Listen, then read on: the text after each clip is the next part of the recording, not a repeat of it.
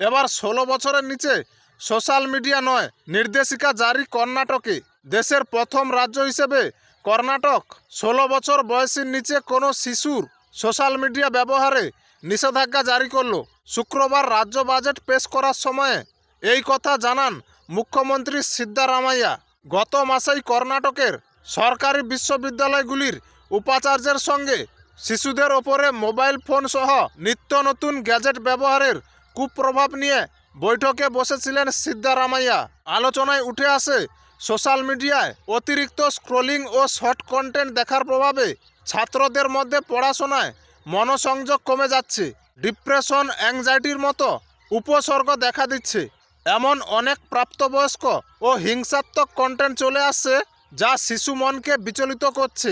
মাদক ও জুয়ার আসক্তির পাশাপাশি বিভিন্নভাবে সাইবার প্রতারণা, হেনস্থা, এমনকি অশ্লীলতার শিকার হচ্ছে ছোটরা।